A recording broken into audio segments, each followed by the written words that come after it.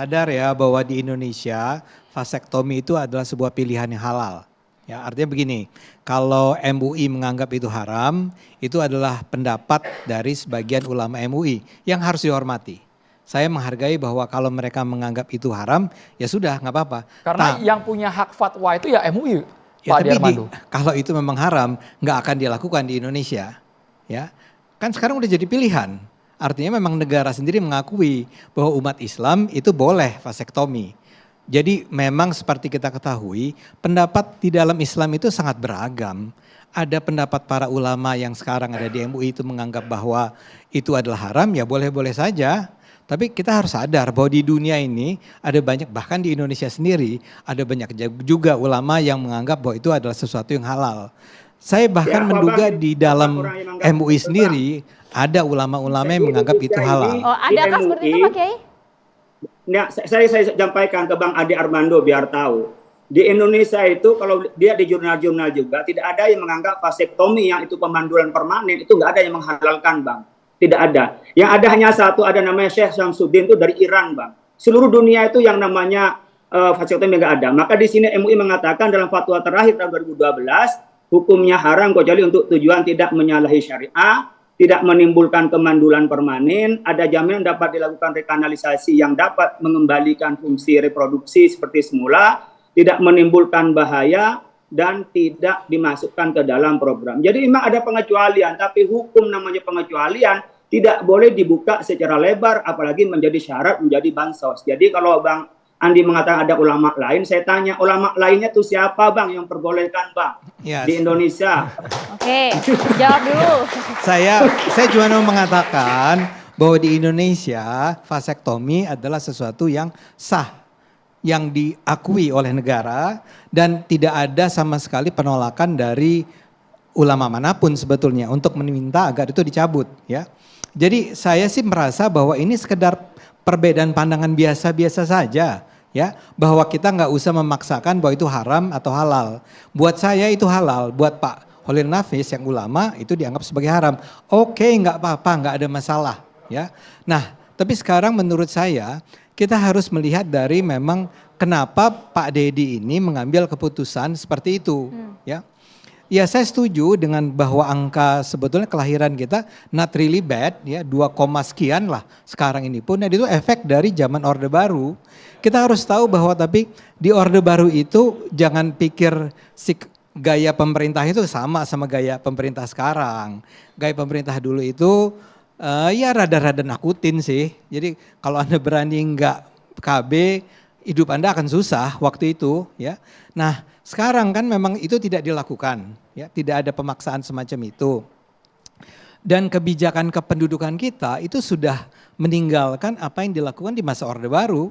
Sudah tidak ada lagi tuh kampanye 2 anak cukup ya.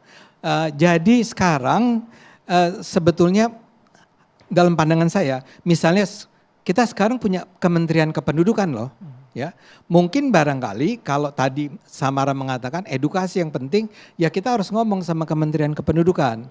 Kementerian Kependudukan ini harus diberi oleh Prabowo hak untuk atau otoritas atau dimandatkan untuk mengembangkan edukasi. Saya setuju. Saya tidak memaksa semua orang untuk vasektomi ya. Ingatlah, yang ini sekarang dipersoalkan adalah mereka yang berhak menerima bansos. Artinya mereka yang ekonominya lemah, yang kayak saya nggak bisa dipaksa, nggak perlu dipaksa bansos, ya. Ya lagi pula saya juga anaknya cuma 2 ya. Tapi poin saya adalah dan kaya raya. Apa? Dan kaya raya. Tidak benar ya, ini mahasiswa menyangka saya kaya raya, ini bahaya amin, ini. ya. Bukan amin, memang enggak ya. Tapi yang ingin saya katakan adalah bahwa masyarakat menengah ke bawah itu mengalami kesulitan, ya. Kalau dia mengalami kesulitan ekonomi, percaya deh, semakin banyak anak. Saya nggak mau sok tahu lah ya, tapi semakin banyak, saya punya anak 2 aja itu udah berat untuk menghidupi mereka. Apalagi kalau kalangan menengah ke bawah, semakin banyak anaknya, semakin susah hidupnya. Pemahaman itu yang bertolak belakang sama Pak Kiai tadi. Enggak, menurut saya itu teori-teori kependudukan. Kenapa ada kebijakan family planning di dunia ini? Ya, kenapa ada target hanya 2 anak dulu itu? Yaitu berasal dari argumen bahwa kalau kalangan menengah ke bawah punya anak banyak, itu berat buat mereka ya. Ya bayangkan dia harus menyekolahkan, kalau dia sakit seperti apa, rumahnya harus besar, bla bla bla bla. Jadi memang harus dibatasi kelahirannya. Ya, Oke, coba Bu jumlah Astri boleh anaknya. komentar dulu. Betul Bu demikian? Kalau saya sih, menurut saya sih, kan menurut Bapak kan lebih banyak anak, angka kemiskinan rendah ya. Tapi kan menurut saya enggak Tinggi. gitu Pak. Tinggi. Selagi ya maksudnya, Meningkat. selagi suami mau berusaha, mau bekerja, kita kan masih bisa membiayai anak ya. Emang dengan paksa Tommy itu, dengan mengurangi anak gitu ya, emang hidup kita bakal kaya gitu Pak. Sedangkan suami kan tidak bekerja. Emang kalau suami tidak bekerja, bakal... Nggak ngerti gimana Bu kalau Iya, maksudnya kan gini, paksa Tommy ya, emang Iya. menurut Bapak kalau udah paksa Tommy hidup kita bakal kaya gitu? Kan enggak kan? Yang terpenting menurut saya tuh suami tuh bekerja. Kan kalau misalnya sekarang paksa Tommy, kalau misalnya ada efek sampingnya seperti itu, suami tidak bekerja, tetap aja kan Pak? Bu, nggak ada jaminan orang vasektomi jadi kaya. Itu nggak ada jaminannya memang. Iya, maksud Yang saya kan- ingin dikatakan begini Bu, kalau Anda, saya minta maaf ya, saya tidak ingin menyinggung perasaan siapapun. Tapi kalau Anda adalah datang dari kalangan menengah ke bawah, semakin banyak anak Anda, ya, semakin berat hidup Anda. Itu yang Iya sih, berusaha dicegah oleh pemerintah. Emang iya sih Pak, tapi kan selama suami mau berusaha, mau bekerja kan, tapi kan masih bisa lah ada jalan keluarnya gitu Pak. Saya setuju, saya setuju. Saya mendoakan agar suami ibu bersedia kerja keras terus Amin. ya. Nah. Ya. Tapi saya bicara teori nih Bu ya. Umumnya orang kalau anaknya banyak dan dia kalangan menengah ke bawah, hidupnya akan semakin sulit. Itu nggak bisa dibantah Kok oleh kayak ditakut-takutin gitu sih Bang Ade? perlu orang ditakut-takutin supaya jangan punya banyak anak. Orang tuh harus tahu bahwa Anda itu tidak akan, saya nggak bilang bahwa Anda akan menjadi miskin, tapi saya mau bilang bahwa semakin Anda punya anak banyak, semakin banyak hal yang harus Anda menjadi Oke. tanggung jawab Anda. Bu Ratna, Nah, betul. karena itu saya mau bilang begini. Karena itu menjadi penting sebetulnya negara ini punya lagi kembali menerapkan kebijakan kependudukannya, ya. Nah, tapi terakhir saya mau bilang begini. Masalahnya Pak Dedi itu melihat sekarang tuh nggak ada polisinya. Maka dia merasa bahwa karena dia punya otoritas untuk memiliki kebijakan, dia menyatakan bahwa saya berencana untuk mengeluarkan kebijakan vasektomi ditukar sama apa?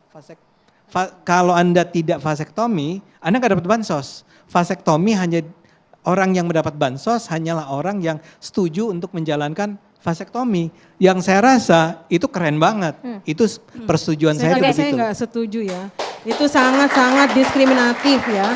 Dan kenapa harus langsung dicontohkan dengan vasektomi, sesuatu yang tidak sepenuhnya dipahami oleh masyarakat dan sangat mengkhawatirkan. Kan banyak metode KB buat pria yang lain yang bisa Bu? dipilih, nggak selalu. Bu? Ya ada, tadi Hanya saya ada barusan 3. tanya ke Bapak dokter, Ya ada nggak? metode-metode yang lain. Tapi yang terpenting adalah ini harus hadir dari pilihan suami istri ya, yang mereka diskusikan, mereka harus tahu apa resiko konsekuensinya dan itu benar-benar pilihan yang didasarkan pada informasi yang full sepenuhnya, kesadaran yang penuh dari pengetahuan yang benar-benar mereka dapatkan secara benar gitu ya, bukan karena informasi yang juga tidak tepat gitu. Nah itu tadi saya melihat ya ibu bapak ini sangat bisa mendiskusikan dan ibu juga punya pendapat. Saya kira itu yang terbaik. Jadi mereka harus saling ya menghormati, berdiskusi dan nanti ujungnya ada pilihan yang mereka sepakati kedua belah pihak itu sudah bagus. Jadi tidak perlu dipaksakan dari luar. Itu jelas melanggar HAM ya kalau ada paksaan-paksaan tentang KB. Baik untuk perempuan maupun untuk laki-laki gitu. Maaf nih Bu, tapi Ya. kalau saya mah nggak ada paksaan, nggak apa. Iya bagus, makanya saya Saya nggak sangat ada paksaan mengapresiasi. Yang saya tidak apresiasi adalah kebijakan si Bapak Dedi ini Ya, yang kalau saya itu didukung kan- oleh Bang Armando itu sangat tidak bijak dan Oke. juga sangat diskriminatif. Saya Mana juga kan? akhirnya berpikir, Kalau silakan. saya kan itu kemauan saya sendiri, pribadi diri saya sendiri, bukan karena bansos apa-apa. Itu memang kemauan saya sendiri biar bisa KB buat laki-laki itu. Ya kalau zaman sekarang sih kalau pikiran saya banyak anak itu malah bikin susah, Bu. Kalau zaman dulu masih banyak kebun lebar, sawah lebar. Kalau sekarang tanah tinggal sepetak, Bu, apa yang bisa ditanamin? Ya.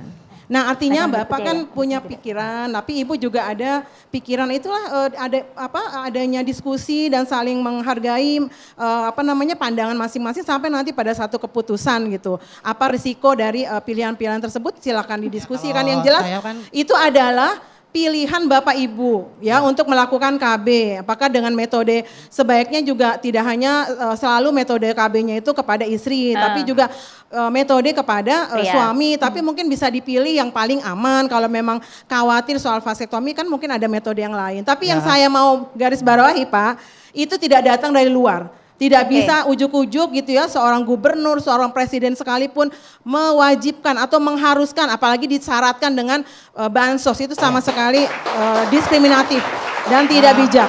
Maaf Baik. Ibu, kalau saya kan udah terus terang tidak ada pemaksaan apa itu dapat bansos atau tidaknya.